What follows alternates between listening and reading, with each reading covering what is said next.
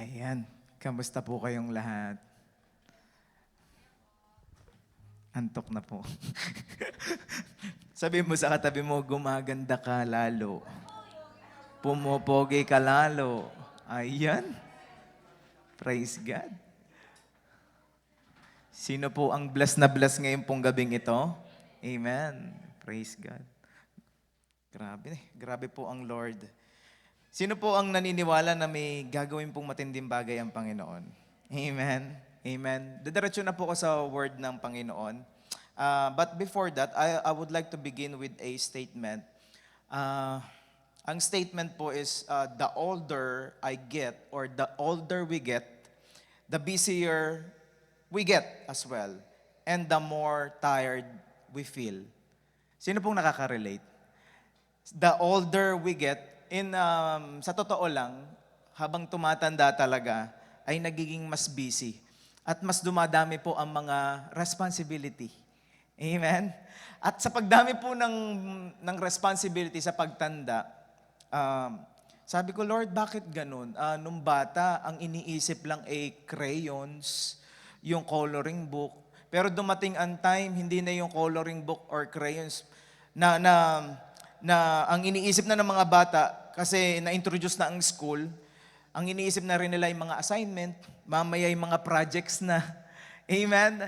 And then dumating ang time nung nagtatrabaho na at nakakapagtrabaho na, ay syempre, pag minsan hindi enough ang isang work, so kailangan pa rin magtrabaho pa ng isa, then another isa pa, then pag minsan merong full-time, may part-time, may part-time pa.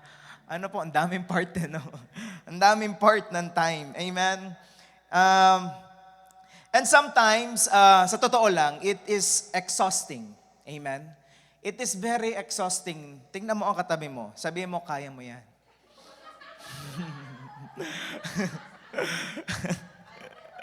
Kaya mo yan. Ano po? It's exhausting. Ano po? Kasi ang dami nating to-do list.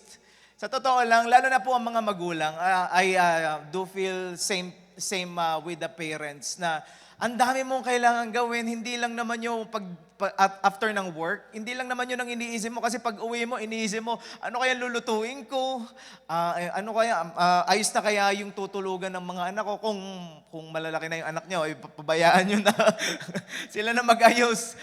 Pero nag-iiba talaga po ang responsibility at dumadating ang time dahil sa sobrang dami na ng iniisip mo, nakaka-exhaust pag minsan. Amen? And it has reminded me how much the body needs a regular time to rest and recharge. Amen? We need rest and recharge. Sabi natin recharge. So ngayon pong hapon na ito, tayo magre-recharge, tayo po ay magre-rest, tayo po ay magre-refuel. Sabi na refuel. Kasi kapag po ang sasakyan, walang gas, ay talagang hindi tatakbo. Amen? Katulad po natin, we need to refuel, we need rest, we need to recharge ourselves.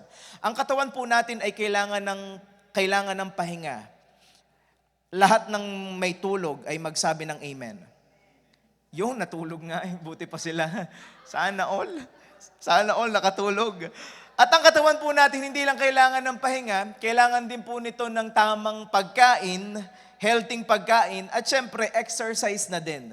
One time po ako yung nagdadrive dito sa north side, tapos may nakita akong lumabas ng gym, pawisan siya. Tapos after niyan lumabas, pawisan siya, naglabas siya ng paketa na sigarilyo, tapos nadigarilyo siya. Sabi ko, biro mo ka naman, after mag-exercise, naninigarilyo, paano kaya magiging effective ang exercise? Sabi ko, napapaisip ako, paano nga kaya? At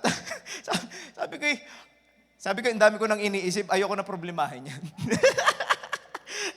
But then, my point is, ang katawan po kailangang inaalagaan.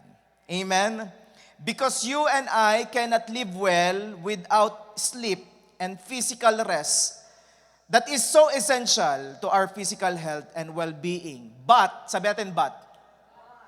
So lahat po tayo, we need rest. We need physical rest. Kailangan ayos ang ating pong pahinga every gabi. Physical rest is not all that we need to function properly. Ano po? we also need spiritual rest, a rest of heart and mind, which is more important and would be found in Jesus alone. Amen? Kasi po, sa totoo lang, merong mga tao nakatulog pero hindi talaga nakapagpahinga. Imbang pagkagising mo, bakit gano'n? Nakatulog naman ako pero hindi talaga ako nagkaroon ng kapahingahan. And that's what we are going to talk about. Ano po? When we have spiritual tiredness or fatigue, we cannot relate to others well. Tignan mo nga uli yung katabi mo, mukha bang may spiritual fatigue po yan? Sabi mo, wala ka nun. Amen? Ano po? And if we have spiritual tiredness, we don't make decisions well. Tama? Hindi tayo makakapag-desisyon ng tama. We don't commune with God well when our hearts and minds are not at rest. Kaya sabihin mo sa katabi mo, be at rest. Amen. Kaya po tonight, I would like to share a message entitled, Finding True Rest When You Are Stressed. Ayan. Finding true rest when you are stressed. Sabi mo sa katabi mo, stress ka ba? Kailangan mo ng rest. Amen? Sino po dito kailangan niya ng totoong kapahingahan?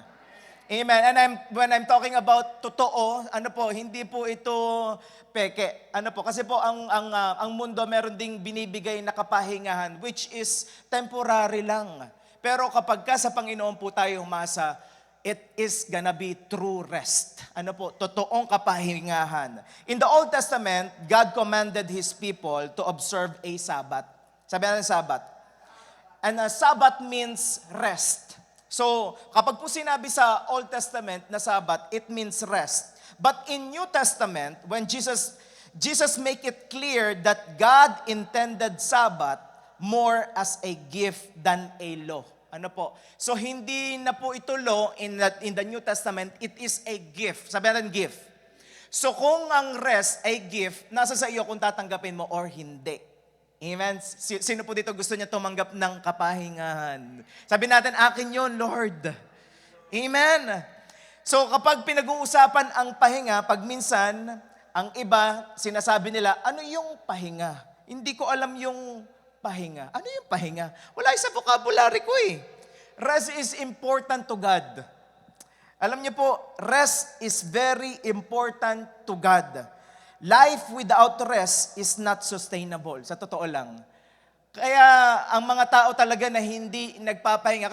Kasi po ang katawan talaga, kinreate ng Diyos, dinesign ng Diyos ang katawan ng tao, ang isip ng tao para magpahinga.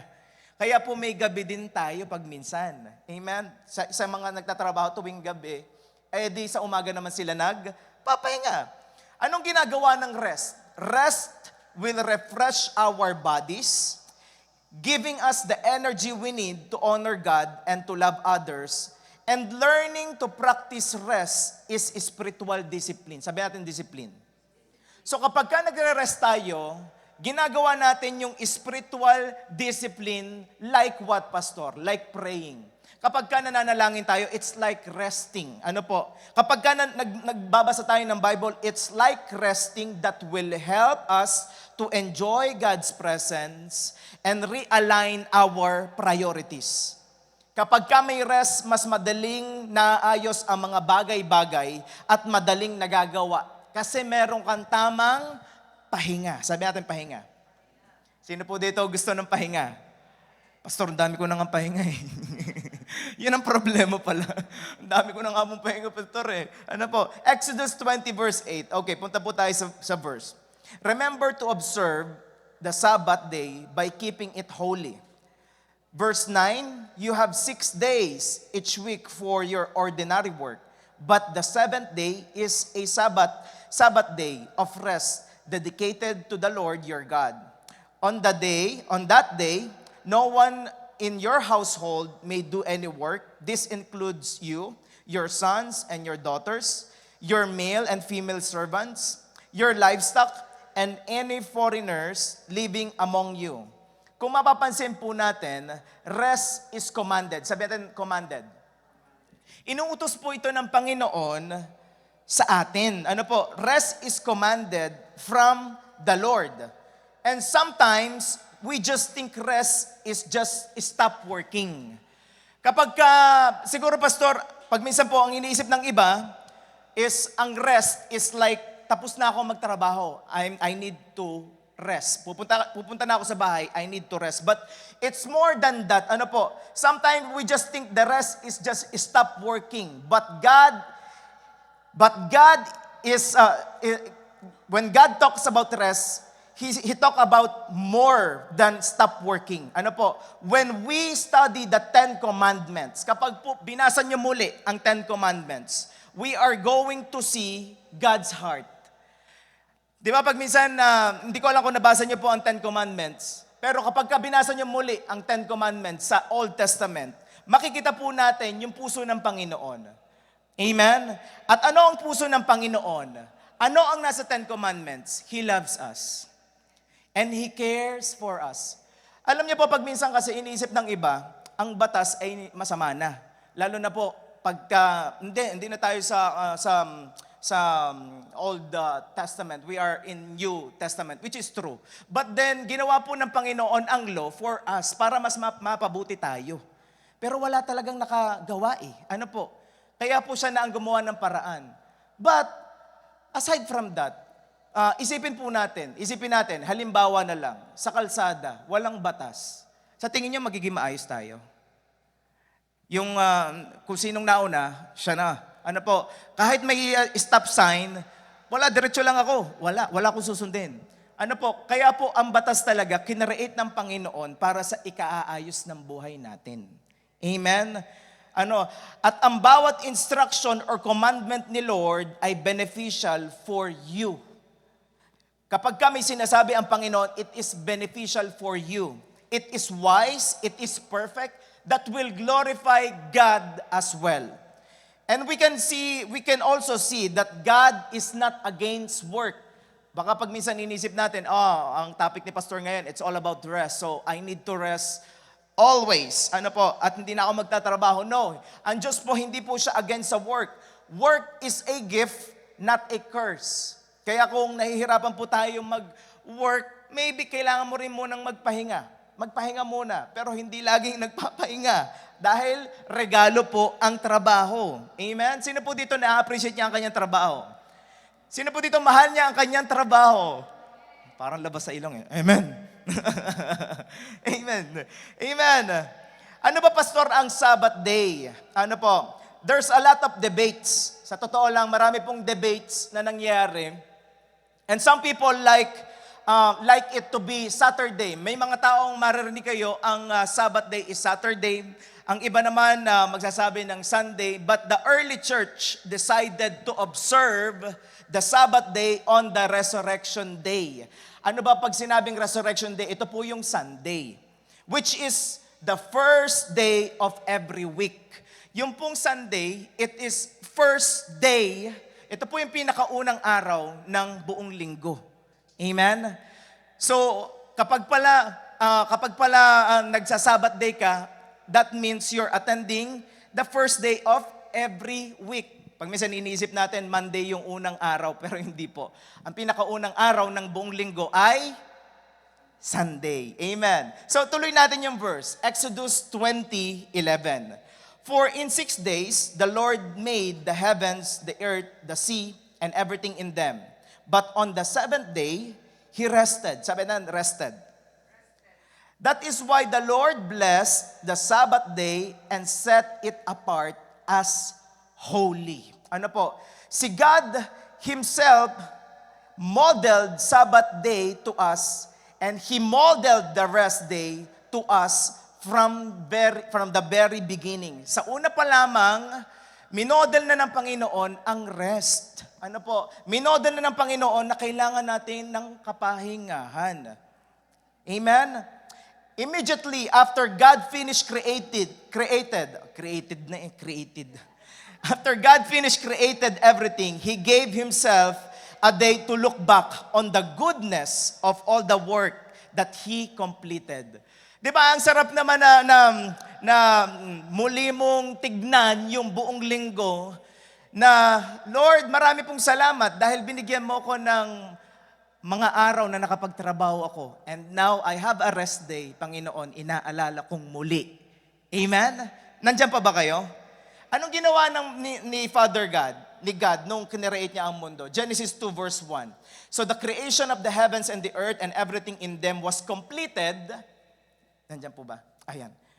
And verse 2, on the seventh day, God had finished His work of creation. So, ano daw? He rested from all His work. Kung ang Diyos nga nagpapahinga, ikaw pa kaya? Ano po? Pero hindi kailangan ng Diyos ng pahinga talaga eh. Pero minodel niya na tayo pong mga tao, kailangan natin ng kapahingahan. God rested not because He needed to rest. God rested on the seventh day to pause. Sabi natin pause. Pag minsan kailangan natin yung mag-pause tayo eh. Ano po? Kailangan natin mag-pause. Pause and appreciate His creation. Kaya po nagpahinga ang Panginoon, hindi para magpahinga eh. Kundi para tignan niya at kailangan niya mag-pause, tignan niya at ma-appreciate niya, ay, ang ganda na pala ng mundo. Alam niyo po, sa buhay ng bawat isa sa atin, kailangan natin ng kapahingahan. And when I'm talking about kapahingahan, it talks about Sabbath, means to pause, it means to worship, it means to appreciate the goodness of God. Yun po ang tunay na kapahingahan. Yung bang kahit nasa trabaho ka, pwede ka mag-pause eh. Yung bang nagtatrabaho, punta ka sa CR, Lord, maraming salamat Panginoon. Napakabuti mo, binigyan mo ako ng lakas. Lord, marami pong salamat, nakaka-experience ako ngayon ng init. Yung iba hindi sila nakakaramdam ng init dahil wala silang feelings. Manhid na pala. Amen? Pero tayo nakakaramdam tayo. Ano po, kaya wag tayo matakot sa araw. Nakita ko mga Pilipino noon, takot sa araw, Ngayon kasi gusto ko na yung araw, namimiss ko na kasi yung araw. Kaya kami pong dalawang mag-asawa, naglalakad kami. Pupunta kami sa kung saan-saan, maglalakad kami. Gusto ko magpa-araw kasi after 1 month na naman, September na uli. Malamig na uli. But then we will appreciate every season of our lives. Anumang season na pinagdadaanan natin ngayon, anumang season, meron tayo ngayon, i-appreciate natin. Amen? We need to pause. We need to rest. To pause and worship and appreciate the goodness of God. Minsan wala na tayong pause. Wala na tayong appreciate the goodness of God. But rest means a part time to delight in the Lord. Kaya po kanina yung kinakanta kanina, ano nga ang chorus nun? Holy Spirit, come, rest on us. Ano po? You're all we want. Sinasabi natin, Lord, I want to have a rest. Gusto ko doon sa presensya mo. Dahil sa presensya mo, pinapalakas ako ng presensya mo, Panginoon.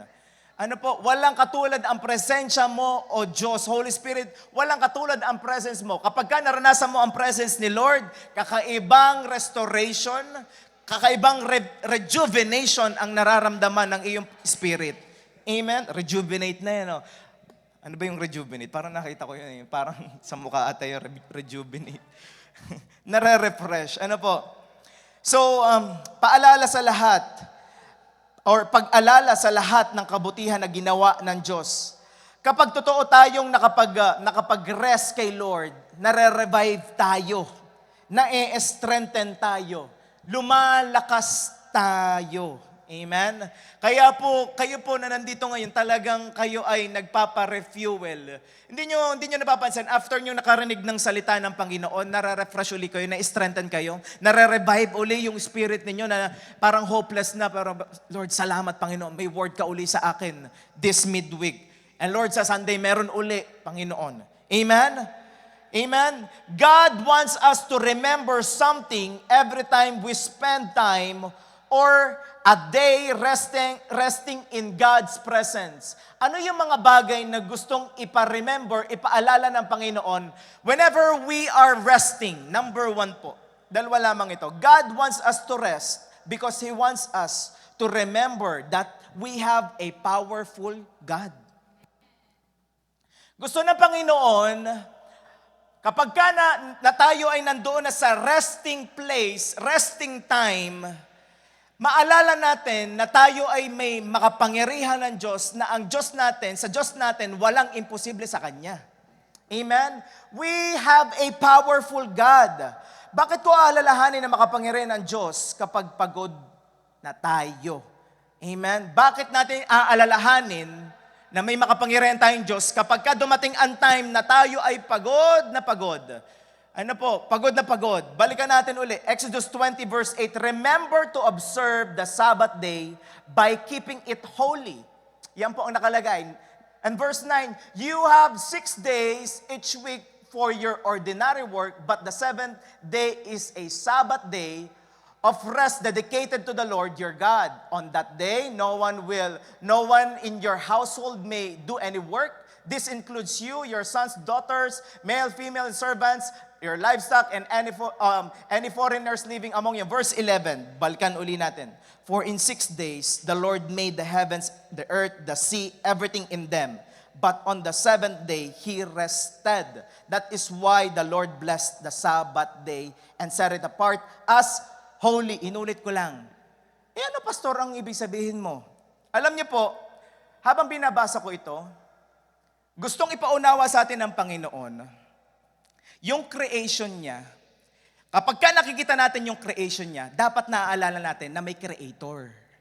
Na may matindi tayong Diyos na all-powerful.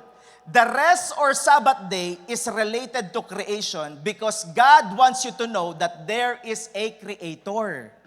Huwag nating kalimutan na ang Diyos ay makapangyarihan sa lahat. Kapag ka napapagod ka na, kapatid, may isa ka pa rin Diyos na maaasahan mo na hindi ka iiwan at pababayaan. May makapangyarihan na Diyos na lumikha ng lahat ng bagay. God wants you to know that there is a creator of the heavens and the earth. Alam niyo po, kapag minsan lumalabas ako tapos nakikita ko yung kalawakan ba? At yung sky, na-amaze pa rin ako until now. At nasasabi ko na lang, Lord, marami pong salamat.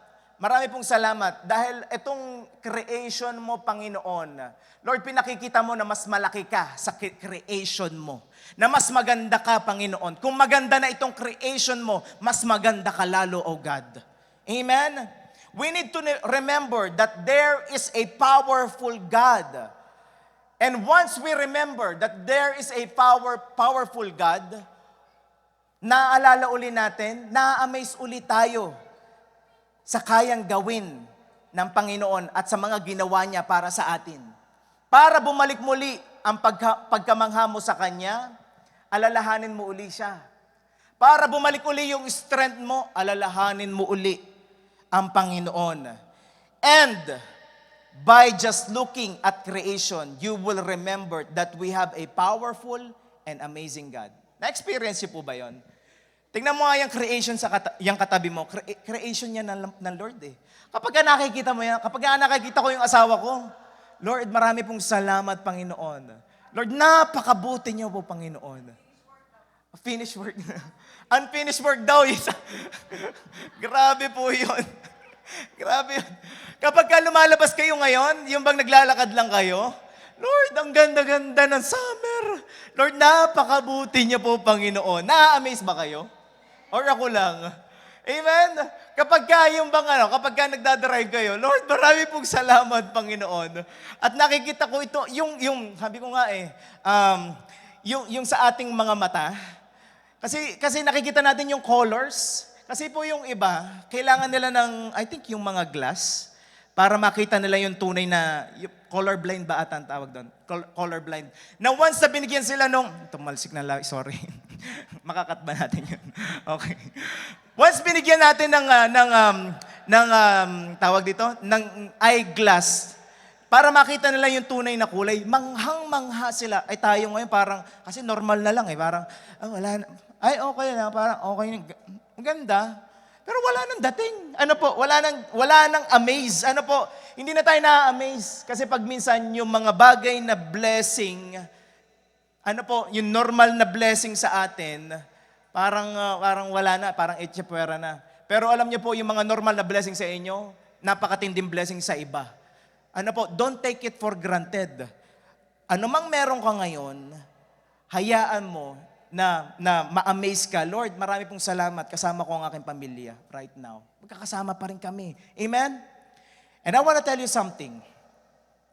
Whenever you are going to look to God's creation, if God can sustain His creation, we can trust Him fully that He is bigger than our problems. Nakikita niyo yung creation ng Panginoon? Hawak niya ang mundo, hindi nagkakabangga-banggaan. If God can sustain His creation, we can trust Him fully because He is bigger than our problems. Amen? Kaya sa muling paglabas mo mamaya at makita mo uli ang creation ng Panginoon, Lord, mas malaki ka kaysa sa problema ko. Amen? Lumiliit ang problema kapag ka naaalala mo kung gaano kalaki ang Diyos mo.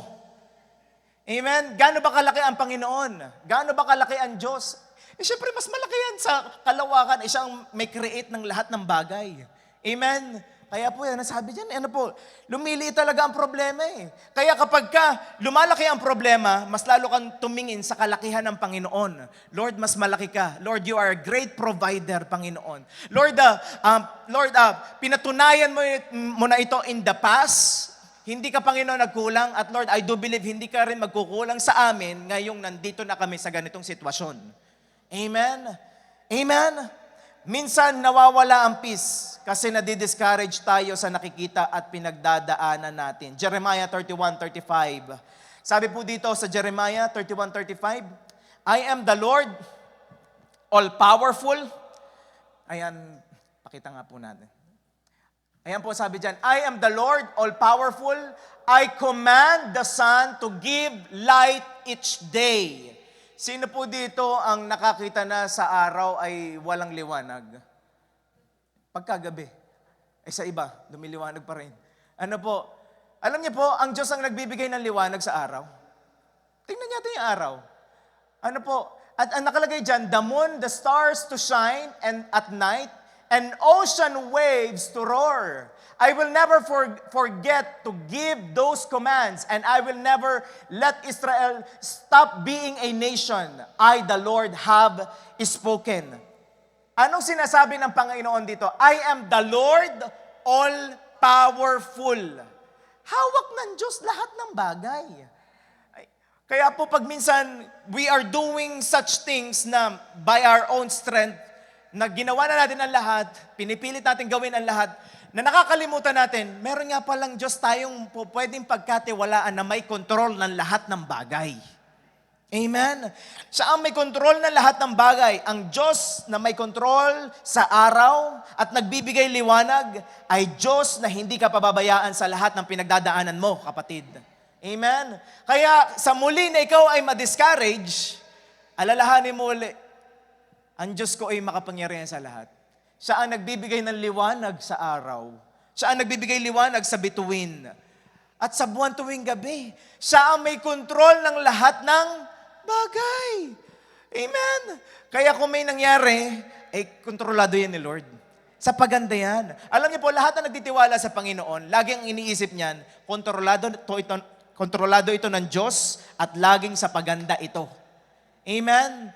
Kung makikita po natin, ang simula sa Bible, sa Genesis, is paradise. Amen? At ang end sa Bible is also paradise. Why? Papunta ka ng langit Paradise. Sino po dito naniniwala papunta siya ng langit? Amen. Sino po dito excited siya sa paradise? Amen? I always nire-remember ko lagi, Panginoon, ano man ang pinagdadaanan ng bawat isa sa amin ngayon, hindi ito yung katapusan. Kung pangit man ang sitwasyon na nakikita namin, laging sa paganda ito. Amen? Laging sa paganda ito. Dahil tinapos na ng Diyos sa cross lahat. Amen? Maybe some of you are tired doing everything with all your strength to have solution to your problems.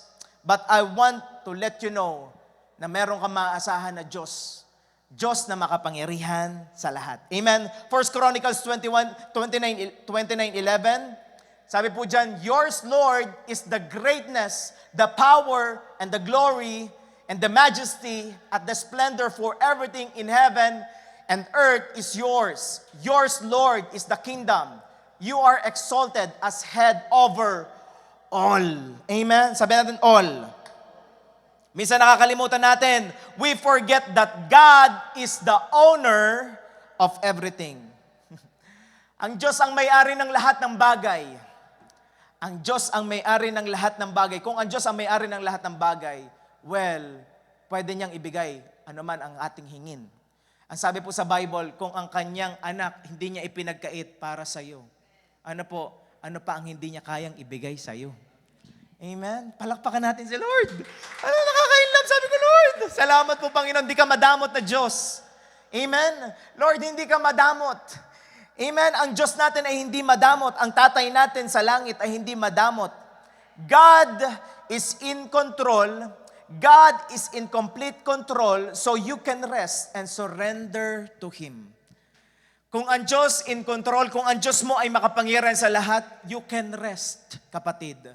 When I'm talking about rest, ipahinga mo ang iyong soul. Ipahinga mo ang iyong isip. Tama na ang kawo-worry. Pag minsan iniisip mo, ano kayo mangyayari bukas? Meron ka pa ngayong araw. Isipin muna natin yung ngayon. Live one day at a time.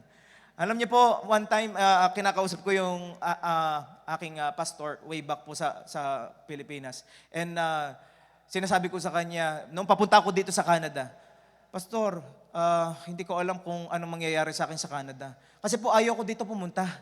Sa totoo lang, noong 2016, kinausap niya ako, sabi niya sa akin, live one day at a time. Ayokong magkaroon ka, sinasabi sa akin ng aking pastor, ayokong magkaroon ka ng, paano kaya kung natuloy ako sa Canada? Inalaw niya po ako, nirelease niya po ako papunta dito sa Canada. And hindi ko alam ang gagawin ko. Sabi ko, sanay ako sa Pilipinas, sanay ako na full-time ako doon. Naglilingkod po ako doon. And I'm very happy, nakapag-build ako doon ng friendship for 23 years of my life. Then mag-i-start uli ako. Lord, ayoko na uli mag-start. Pero dito ako dinala ng Diyos. Hindi ko alam ang aking pupuntahan. Pakiramdam ko ako'y nawalan ng tatay. Para akong naglalakbay na mag-isa. Pero pinaalala sa akin ng Panginoon, kasama mo ko.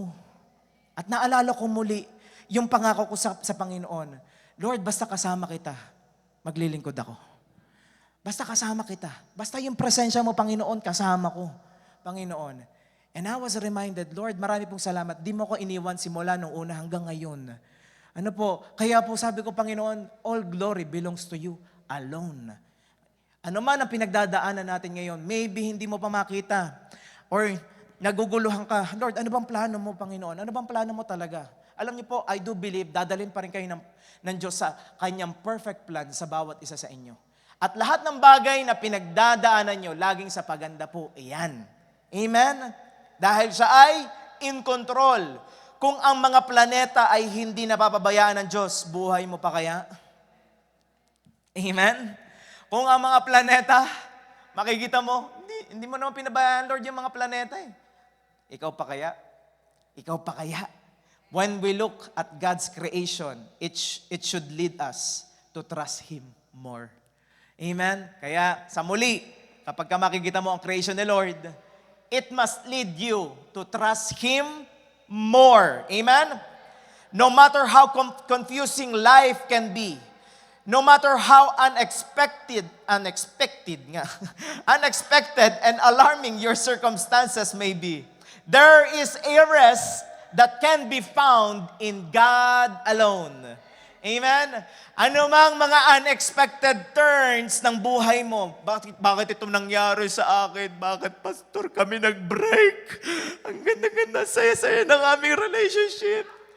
Alam mo, in control si Lord. May paparating na mas matindi. Ano po, ang kalooban ni Lord sa iyo mas maganda eh. Di ba, Shane? Amen. Amen. Praise God. Number 2, ano po? God wants us to rest because He wants us to remember how Jesus saved us and rescued us from our sins. Babalik ulit tayo sa gospel eh. Ano po? Sabi ko, Lord, marami pong salamat. Marami pong salamat, Panginoong Isus. Nirescue mo kami. Lord, niligtas mo kami. Panginoon, binago mo ang aming buhay. Lord, binago mo ang aming identity. Lord, binago mo rin ang aming destiny, Panginoon. Ano po, Deuteronomy 5:12. Sabi po dito, observe the Sabbath day by keeping it holy as the Lord your God has commanded you. And verse 13, you have 6 days each work for ordinary work, but the seventh day is a Sabbath day of rest dedicated to the Lord your God. On that day, no one in your household may do any work, that this includes your sons, daughter, bumalik ulit na po. But pagpatak po ng verse 15, punta nga po tayo sa verse 15. Ito po yung verse 15. Remember that you were once a slave in Egypt, but the Lord your God brought you out with His strong hand and powerful arm. That is why the Lord your God has commanded you to rest on that Sabbath day. Huwag nating kalimutan, tayo pong dati, ang ating buhay, we are slave. Slave tayo ng kasalanan. Kung anong tawag ng laman, punta agad tayo, ginagawa agad natin. But then, after we receive Jesus Christ, after nating maunawaan ang gospel ng Panginoon, tayo niligtas, dinala tayo from darkness to light. Kapatid, after we realize kung gaano kabuti ang Diyos sa atin, hindi na tayo slave of sin. Remember that you were once slave in Egypt, but the Lord your God brought you out. Iniligtas tayo. Tayo po ay nirescue ng Panginoon. Don't ever forget that God rescue you. Naniligtas tayo ng Panginoon. Kaya po pwede tayong mag-rest. Lord, kung niligtas mo ko sa aking kasalanan, dito pa kaya sa problema kong ito, hindi mo ko iligtas? Amen?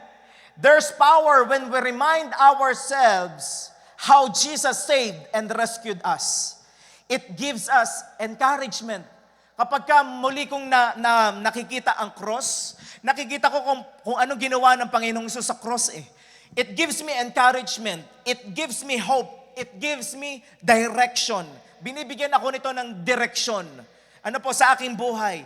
Na once upon a time, we are slave. We are slave and destined to hell, but God saved us. Amen? Nagigets po ba? Kapag nangihina ka na sa iyong faith, balik ka lang uli sa gospel ng Panginoon. Hebrews 12 verse 3. When you find yourselves flagging in your faith, go over that story again, item by item, that long litany of hostility he plowed through, that will shoot adrenaline in your souls. Alam niyo po, kapag muli mong binabalkan yung ginawa ng Panginoong Hesus, hindi ako mananawang muling balikan yung ginawa ni Jesus Christ sa cross Kasi yun yung nagpapatunay na mahal tayo ng Panginoon. Amen? At sabi sa Bible, doong mga times na ikaw ay malayo pa sa Diyos, minahal ka na niya. Nung mga times na wala tayong pakialam sa Panginoon, hindi siya sumuko sa atin at ibinigay niya ang kaisa-isahang anak niya, walang iba kundi si Jesus Christ. That's why ang destiny natin ay papunta na tayo ng langit. Amen? Sino po natutuwa doon? It gives me rest. Sabi ko, Lord, salamat po Panginoon. It gives me rest, which is very important, which is the most important thing na alam natin sa sarili natin, Lord, sinabi mo sa iyong salita, once we put our faith in you, once we put our hope in you, in what you did on the cross, Panginoon, Lord, kami sa iyo na. At darating ang time, tayo po'y kukunin ng Panginoon. Tayo pupunta sa langit kasama niya forever. Forever. Why am I excited about the second coming? Kasi dito sa mundong ito, kung titingnan natin ang mundong ito, napakadumi, worst ng mundong ito. Walang kapayapaan dito po sa mundong ito. Pero once we put our trust in the Lord, it gives us rest. Amen? It gives us rest. The gospel of Jesus gives us rest that He is God and He is a good God. When we think about the gospel, we don't just remember. Don't just remember. When we think about what Jesus did on the cross, don't just remember it, but celebrate. Celebrate what Jesus did on the cross. Because He already finished and solved our biggest problem. Amen. Sino po dito talagang nakatagpo siya ng totoong kapayapaan? Amen. And maybe you are here and you are tired. But sabi ng Panginoon, just come to me. If you are tired and you have heavy loads, dami mong dala-dala right now. Dami mong dala-dala. Pero alam niyo po, ang Panginoon, lagi siyang nandito, handang saluhin ano man ang dala-dala mo dahil hindi yan intended na sa'yo. Intended yan na ibigay mo sa Kanya. Dahil alam niya, hindi mo kaya.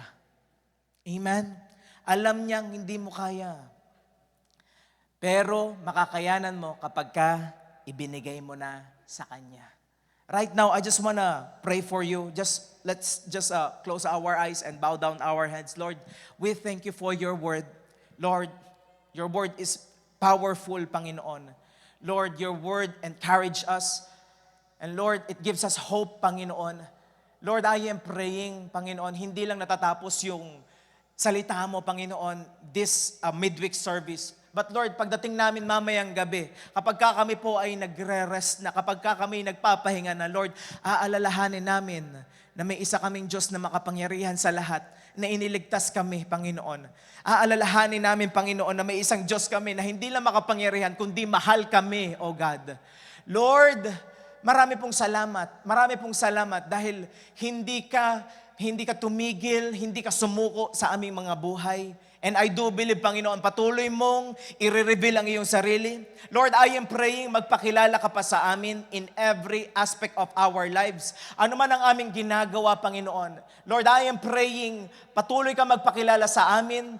And we want more of you. We want more of you, Holy Spirit. I am praying that you will continue na gumawa na matitinding bagay sa buhay ng bawat isa sa amin. Maging Lord sa mga nasa online at manonood po ng service na ito, Panginoon, ng preaching na ito. Lord, I am praying, Panginoon. Lord, na ma-encourage po sila. Lord, magbalik muli ang kanilang strength. Lord, kung sila man ay nanghihina. Lord, ipanumbalik mo muli, Panginoon, ang kanilang mga apoy sa iyo. Salamat, O God. Lord, I dedicate everything and everyone unto you alone. Because you are in control, Panginoon. At sa iyo po namin pinagkakatiwala lahat po ng bagay. Sa iyo po kami naniniwala. Sa iyo po kami magtitiwala, Panginoon. We love you, we praise you in Jesus' name. Amen and amen. Come on, palakpakan natin si Lord. Right now, can we just pray together?